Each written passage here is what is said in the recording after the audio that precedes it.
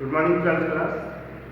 आप लोगों को अभी तक जो नेटबीन्स के बारे में मैंने एक्सप्लेन किया है उसमें बहुत सारी स्टेप्स हम पढ़ चुके हैं कि कैसे हम टेक्स्ट फील्ड ऐड कर सकते हैं, कैसे हम लेबल ऐड कर सकते हैं, कैसे हम पैनल ऐड कर सकते हैं। ठीक, इस चैप्टर में जितनी भी चीज़ें थी उसमें एक लास्ट टॉपिक जो ऐड करने के लिए बचा हुआ है कि हम किस चीज़ को ऐड कर रहे हैं हमारे फॉर्म में, तो उसमें एक लास्ट ऑप्शन है दैट इज इंडेंटेशन।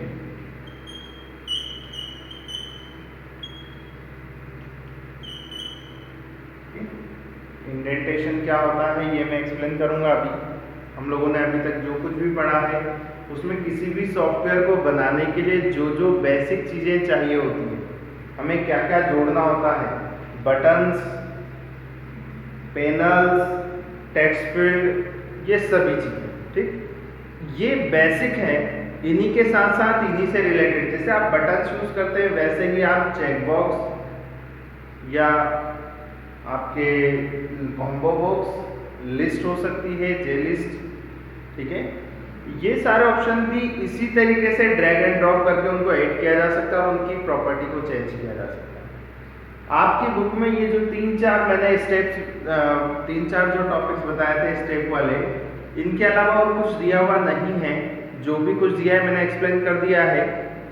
इसी तरीके से आप और भी चीजें ऐड कर सकते हैं। अगर मान लीजिए क्वेश्चन एग्जाम में आया कि हाउ कैन आई ऐड या write the steps J combo box to the J frame, आपको जे फ्रेम में जो जे कॉम्बो बॉक्स है उसे ऐड करने की स्टेप्स लिखने के लिए अगर कहा जाए, ठीक, वही सारी प्रोसेस होगी। जैसे आपने जे टेक्स्ट फील्ड जोड़ा था वैसे ही आप जे कॉम्बो बॉक्स जोड़ सकते हैं। आपको स्टेप्स क्या करनी होगी, वही पहली स्टेप कि हम select from the swing control में से सिलेक्ट करेंगे, उसको उठा के लेकर आएंगे immediate to the added J लेवल के जस्ट पास में लाकर उसको छोड़ देंगे और उसे रीसाइज कर देंगे। तो ये जो स्टेप्स है हमने एक कंपोनेंट के लिए यूज की, वैसे ही सारे कंपोनेंट के लिए एप्लीकेबल है। सपोज कि हो सकता है कि आपके एग्जाम में इन क्वेश्चंस के अलावा ये क्वेश्चन पूछ लिया जाए कि जो अदर कंपोनेंट है उनमें से किसी को पूछ लिया जाए, तो स्टेप्स वही रहेंगी, उसी तरीके से आपको लिखना। ठीक, अब जो लास्ट टॉपिक बचा है इंडेंटेशन। बेसिकली इंडेंटेशन क्या है? इंडेंटेशन का मीनिंग हम लोगों ने अधिकतर देखा है, इंडेक्स बनाते हैं। क्या होता है उसमें, हम सपोज कि हमने फाइल या असाइनमेंट बनाया, उसके इंडेंटेशन को बना रहे हैं, उसकी शुरुआत में इंडेक्स बना रहे हैं। क्या कर रहे हैं, पूरे वर्क को एक जो कवर करके बनाने वाला एक सिस्टम जो ये बता सके कि आपने किस पेज पर क्या लिखा है। ठीक है, इंडेक्स में हम unit first, second, third, fourth, fifth, six ऐसे डालते जाते हैं और उसके पेज नंबर सामने होते हैं ताकि हमें क्लियर हो कि किस पेज पर हमने कौन सा टॉपिक लिखा है। तो वही चीज जैसे आपकी बुक में भी इंडेक्स दे के रखा है कि किस पेज पर कौन सा लेसन है, तो इन सभी को एक साथ एक ग्रुप में कवर कर देना, दैट्स कॉल्ड इंडेंटेशन।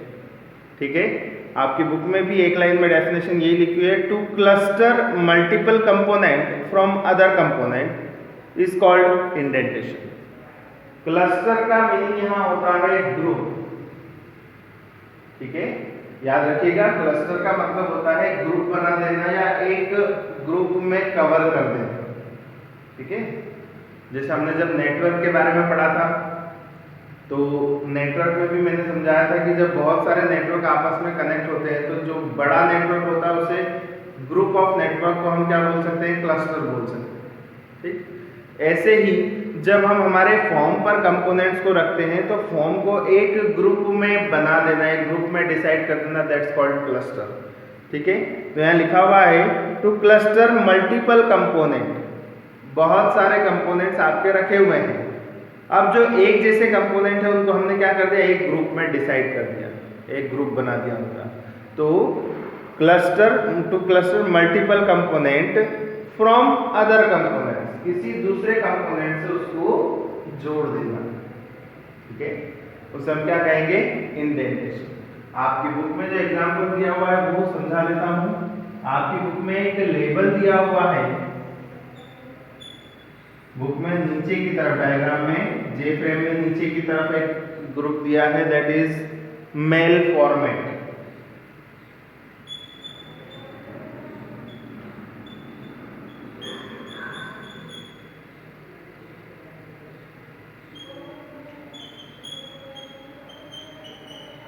ठीक, ये जो ऑप्शन दिया है मेल फॉर्मेट, इसका मतलब ये है कि उन्होंने कहा है कि ये जो लेबल है इससे रिलेटेड सारे जितने भी बटन्स होंगे हम वो एक साथ, या जितने भी चेक बॉक्स या बटन जो भी ले रहे हैं, चेक बॉक्स ले रहे हैं तो जितने भी रेडियो बटन ले रहे हैं, तो जो भी हम ऑप्शन लेंगे वो क्या करेंगे, एक साथ रखेंगे, एक साथ एक पैनल में एक ही जगह पर एक ग्रुप बना देना या क्लस्टर बना देना।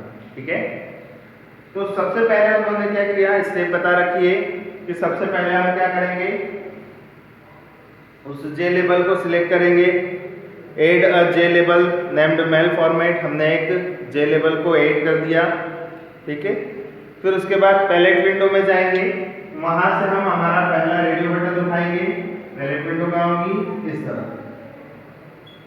Select the radio button and place immediate to the label, label के जस्ट इमीडिएट बिलो, मतलब जस्ट नीचे की तरफ आप उस जे बटन को रख देंगे। ठीक है, लाएंगे तो गाइडलाइंस आपकी जो लाइनिंग की आती है वो स्टार्ट हो जाएगी, आप वहां लाएंगे, आपको गाइडलाइन दिखेगी, आप उसे यहाँ ड्रॉप कर देंगे। ड्रॉप करने के बाद उसको नेम, उसका नेम क्या शो होगा, जे रेडियो बटन 1। इसी तरीके से अगले स्टेप बोला है कि देन हम और भी कंपोनेंट्स उठाएंगे जिनको लाल कर हमको कहाँ रखना है, यहाँ पर। अब रखने का तरीका फिर वही जो पहले किया था कि एक साथ अगर मल्टीपल कंपोनेंट ऐड कर रहे हैं तो क्या करेंगे, तो देखिए फर्स्ट रेडियो बटन रखा, सेकंड रेडियो बटन को उठाकर लाएंगे माउस से क्लिक करके और यहाँ लाकर उसको जस्ट इसके ऊपर शिफ्ट के साथ रिलीज करेंगे। शिफ्ट के साथ रिलीज करने से क्या होता है, प्रॉपर मैनर में, एक सिस्टमेटिक मैनर में आगे जाकर वो रुक जाता है। ठीक, फिर अगला लेकर आएंगे, फिर शिफ्ट के साथ उसको यहाँ रिलीज करेंगे। इस तरीके से आपके जे बटन यहाँ स्टोर हो जाएंगे। ठीक, अब मान लीजिए ये रहा आपका जे बटन 1, तो अगला क्या होगा, J button 2 and the next will be J button 3, 4, 5, 6, 7, जितने रखना चाहें सारे बटन आप रख सकते हैं। ठीक, बट द सेकंड थिंग उन्होंने ये भी कहा है कि इनके नेम तो हम लोग पहले भी पढ़ चुके हैं और आप लोग पहले प्रैक्टिकल में कर भी चुके होंगे। इनका नेम अगर चेंज करना हो तो या तो हम इनके ऊपर क्लिक करके प्रॉपर्टी विंडो में जाकर नेम चेंज कर सकते हैं, या फिर डायरेक्टली राइट क्लिक करेंगे तो यहाँ पर ऑप्शन आएगा एडिट टेक्स्ट। आप जैसे ही एडिट टेक्स्ट पर क्लिक करेंगे तो आपको इसका नाम चेंज करने की फैसिलिटी अवेलेबल कर देगा। मींस आप अपने जे बटन का क्या कर रहे हैं, नेम चेंज कर रहे हैं। यहाँ जे बटन 1 लिखा है, आपकी बुक में क्या दिया हुआ है, HTML, other is plain text and custom.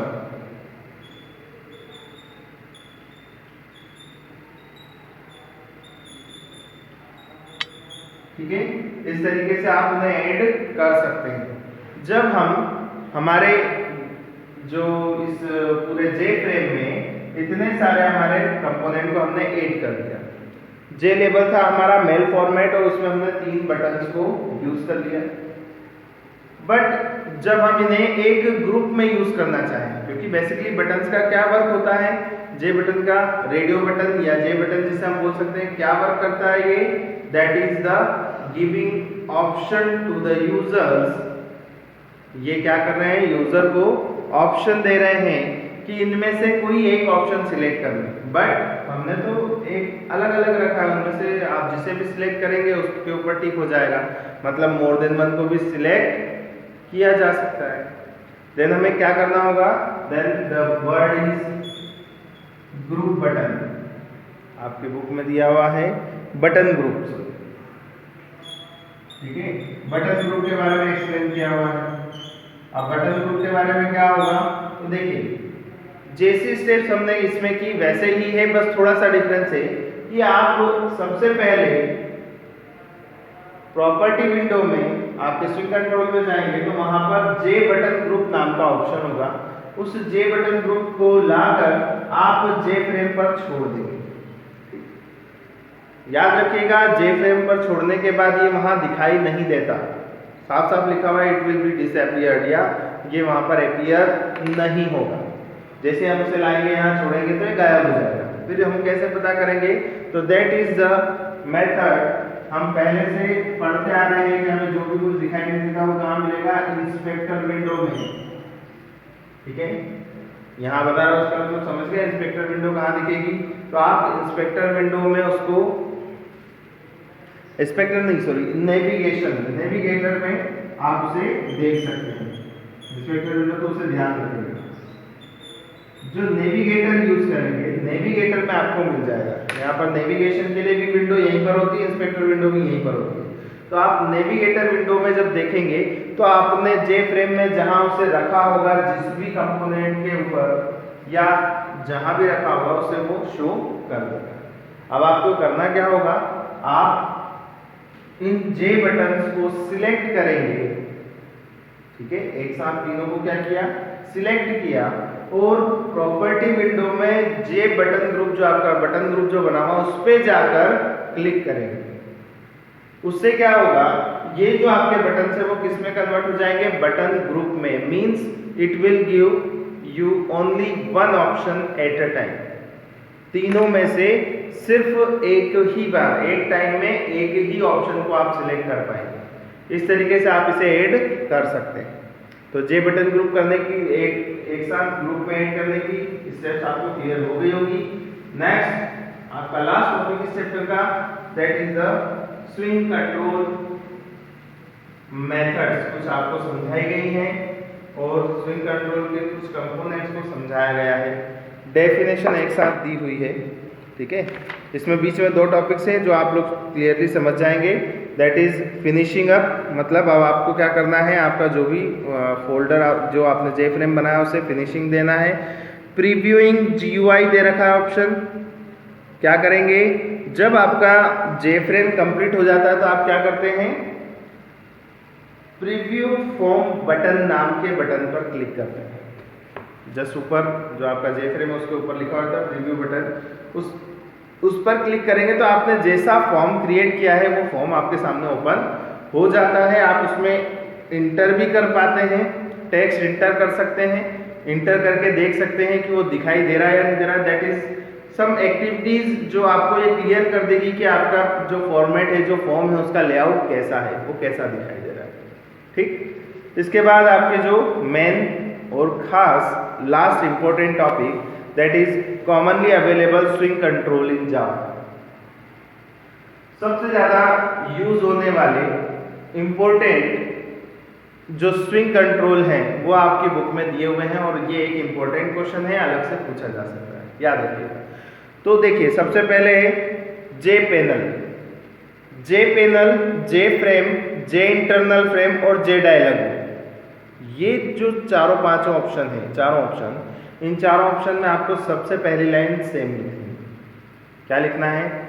It is swings version of, क्या बोल रहा हूं? It is swings version of, Hindi में बोलेंगे तो यह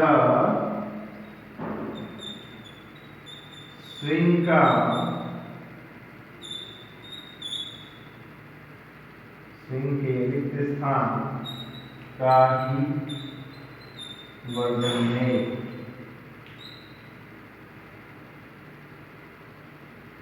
अब समझना कैसे है? तो देखिए, सबसे पहली डेफिनेशन क्या थी? जे पैनल। तो अगर आप जे पैनल के बारे में लिखना स्टार्ट करते हैं, दैट इज जे पैनल, तो अब एक की जगह पर क्या लिखेंगे? J panel is swing version of. अब जे पैनल में से जे को हटा देंगे तो क्या बचेगा? पैनल। ये आपकी फर्स्ट लाइन है। ठीक, अगर यहाँ जे पैनल की जगह आपका डायलॉग बॉक्स होता, जे डायलॉग, तो आप लिखते हैं J dialog is swing version of dialog. ठीक है, हिंदी में यह स्विंग के, अब पैनल होता तो क्या लिखते? पैनल का ही। अब यहां पर यह की जगह क्या आएगा? जे पैनल। जे पैनल स्विंग के पैनल का ही एक वर्जन है। ठीक है, पहली लाइन क्लियर हो गई होगी। हमको सिर्फ क्या लिखना है, इसका मीनिंग समझिए कि हम जो भी कंपोनेंट यूज कर रहे हैं वो क्या है, स्विंग कंट्रोल है। और स्विंग कंट्रोल जो आए हैं वो कहां से आए हैं, इसी के जो पुराने वर्जन्स थे उससे। तो पुराने वर्जन्स के जो बटन्स थे उन्हीं को हमने नए वर्जन्स में नाम चेंज करके सिर्फ क्या कर दिया, जैसे बटन था तो जे बटन, टेक्स्ट फील्ड था तो जे टेक्स्ट फील्ड, इसी तरीके से नाम रखा है। तो यहाँ पर जो जे पैनल, जे फ्रेम, जे इंटरनल फ्रेम और जे डायलॉग, इसमें यही लिखा हुआ है कि ये क्या है, स्विंग्स के न्यू वर्जन।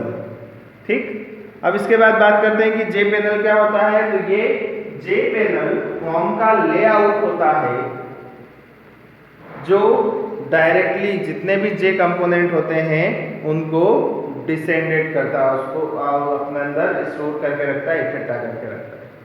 ठीक, next is J frame. J frame क्या होगा, जे फ्रेम जो कंपोनेंट है उनको एक फ्रेम रिफर करता है, एक एरिया रिफर करता है, जिसके हिसाब से डिसाइड होता है कि हम फ्रेम में क्या रखने वाले हैं। किसी भी कंपोनेंट को हम अगर ऐड करना चाहें तो हम कंटेंट पैन का यूज कर सकते हैं। तो जे इंटरनल फ्रेम ये क्या करेगा, विजिबल एरिया को शो करता है। देखिए जे फ्रेम जो हमने यूज की वो जे फ्रेम एक बड़ा सा पोर्शन है, उसमें से कुछ एरिया ऐसा भी हो सकता है जिसे हम शो ना करें, तो जो एरिया शो होता है उसे हम जे इंटरनल फ्रेम नाम देते हैं। ठीक, इसी के बाद जे डायलॉग। जे डायलॉग क्या होगा, it uses border layout by default, इसमें बॉर्डर लेआउट होती है। और जे फ्रेम और जे विंडो की तरह ये भी क्या करेगा, एक हायरार्की के फॉर्म में शो होता है। ठीक, नेक्स्ट आपका टॉपिक है J button. It is used to initiate an action when it is click. जब भी आप बटन पर क्लिक करते हैं तो क्या होगा, एक एक्शन इनिशिएट हो जाएगी, शुरू हो जाएगी। मीन्स अगर आपने जो भी जे फ्रेम बनाया है उस जे फ्रेम में अगर आपने एक बटन दी है, दैट इज कमांड। बटन को हम यहाँ एज अ कमांड यूज कर सकते हैं। जैसे ही आप इस बटन पर क्लिक करेंगे, सपोज ओके या सेव पर क्लिक किया, मान लीजिए सेव नाम का बटन है, आपने क्लिक किया तो ये क्या स्टार्ट कर देगा, एक कमांड एक्सेस करेगा और जो डेटा दिया हुआ उसको सेव करेगा। ठीक है, तो इनिशिएट करता है किसी भी एक्शन को कौन, J button. Next is J text field. Suppose कि आपने लिखा एनएमई नेम, ये क्या है, लेबल। लेबल क्या करता है, लेबल आइडेंटिफाई करता है कि आप किस कंपोनेंट के बारे में बात करने वाले हैं। ये नेम नाम का लेबल है। इसके आगे अगर मैंने टेक्स्ट फील्ड यूज किया है,